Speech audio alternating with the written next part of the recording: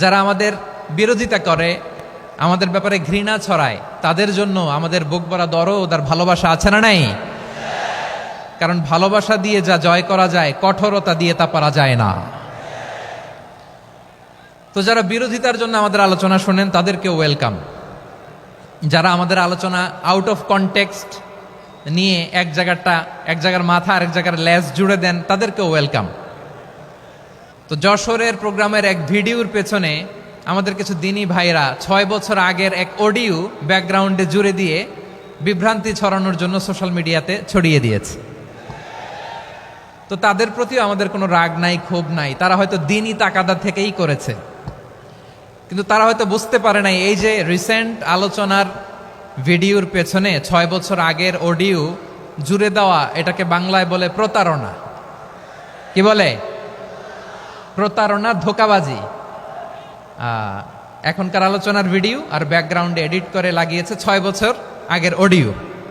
এটারে প্রতারণা বলে, ধোঁকাবাজি বলে। আর বিশ্বনবী বলেন, মান গশানা ফালাইসা মিন্না, the person who deceives us he is not among আস।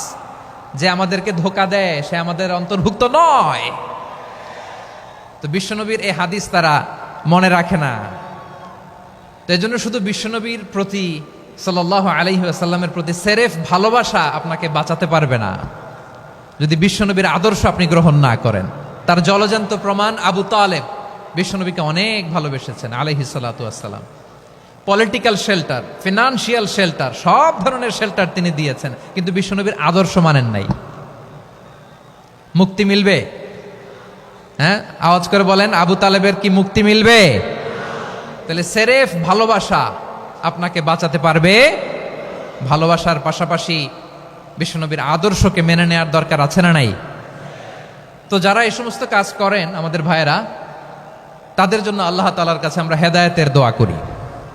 সে কোন বন্ধু বলো বেশি বিশ্বস্ত? সে কোন বন্ধু বলো বেশি বিশ্বস্ত? কার কাছে মন খুলে দেয়া যায়? কার কাছে সব কথা বলা যায়? হওয়া যায় বেশি আশ্বস্ত। তার নাম আহমদ, বড় বিশ্বস্ত। সে কোন বন্ধু বলো বেশি বিশ্বস্ত? কার কাছে মন খুলে দেয়া যায়? কার কাছে সব কথা বলা যায়? হওয়া যায় বেশি আশ্বস্ত। তার নাম আহমদ, বেশি বিশ্বস্ত। যে জন কখনো ব্যথা দিতে জানে না, যে জনকে বলি মুছে দেহি বেদনা, যে জন কখনো ব্যথা দিতে জানে না, যে জনকে বলি মুছে দেহি বেদনা, হৃদয়ের হাহাকার কবুল করে নিতে আর কারে বুক এত প্রশস্ত? তার নাম আহমদ, বেশি বিশ্বস্ত। প্রিয় ভাইরা, বিশ্বনবী তিনি মানুষের হৃদয়ে আশা জাগান। আমরা মানুষকে ভয় দেখাই, ঠিক কিনা? আমরা ইসলামকে এমন কঠিনভাবে উপস্থাপন করি, মানুষ ভয় পেয়ে যায়। বিশ্বনবী মানুষকে ভয় দেখাতেন না, তিনি আশা দিতেন, ভরসা দিতেন। কানা রাসূলুল্লাহ সাল্লাল্লাহু আলাইহি ওয়াসাল্লাম ইযা বাআসা আহাদান মিন আসহাবিহি ফি আমরিহি কানা ইয়াকুল বাশশিরু ওয়ালা তুনাফিরু, ইয়াসসিরু ওয়ালা তুআসসিরু। কাউকে কোনো দায়িত্ব দিয়ে পাঠালে সাহাবাদেরকে তিনি বলে দিতেন প্রত্যেককে যে বাশশিরু ওয়ালা তুনাফিরু, মানুষকে সুসংবাদ দিও, দিন থেকে ভাগিও না। সহজভাবে ইসলামকে উপস্থাপন করো, ইসলামের শিক্ষাটাকে জটিল করে উপস্থাপন করো না। সুবহানাল্লাহ, কত চমৎকার, কত সুন্দর আমাদের ধর্ম। তিনি বলেছেন সহজ করো, কঠিন করো না, সুসংবাদ দাও, মানুষকে দিন থেকে ভাগিও না। সুবহানাল্লাহ বলেন। তাহলে বিশ্বনবী মানুষকে জান্নাতের সুসংবাদ দিয়েছেন। He was the bearer of glad tidings, জান্নাতের সুসংবাদদাতা। তিনি এমনভাবে জান্নাতের নাজ নেয়ামতের চিত্রায়িত করেছেন, উপস্থাপন করেছেন, সাহাবাদেরকে তিনি জান্নাতের পাগল বানিয়ে ছেড়েছেন। পড়েন সুবহানাল্লাহ। আমরা তো টাকার পাগল, ক্ষমতার পাগল, দাপটের পাগল। বিশ্বনবীর সাহাবারা ছিলেন আল্লাহর জান্নাতের পাগল। কিসের পাগল? আমরাও আল্লাহর জান্নাতের পাগল হতে চাই কি চাই না? সবাই বলুন, জান্নাতের পাগল হতে চাই কি চাই না? বিশ্বনবী সাহাবাদেরকে জান্নাতের পাগল বানিয়েছেন। বদরের ময়দানে এই পাশে কোরাইশ, এই পাশে মুসলমানেরা। বিশ্বনবী জালামাই ভাষণ দিলেন, বললেন কুমু ইলা জান্নাতিন আরদুহাস সামাওয়াতি ওয়াল আরদ উইদ্দাত লিল মুত্তাকিন। ও আমার সাহাবারা, ওই জান্নাতের দিকে ছোট, যে জান্নাত আকাশ জমিন বিস্তৃত। তোমরা দেখতে পাচ্ছ এটা বদরের ময়দান না, এটা আল্লাহর জান্নাত। আওয়াজ করে পড়েন আল্লাহু আকবার।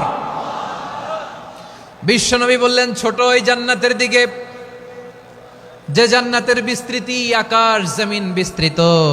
বিশ্বনবীর এই কথা শোনার পরে এক আনসারী সাহাবী সাইয়েদনা উমাইর ইবনুল হুমাম রাদিয়াল্লাহু তাআলা আনহু খেজুর খাচ্ছিলেন। তিনি বিশ্বনবীর দিকে তাকিয়ে কথা শুনছেন আর খেজুর খাচ্ছেন।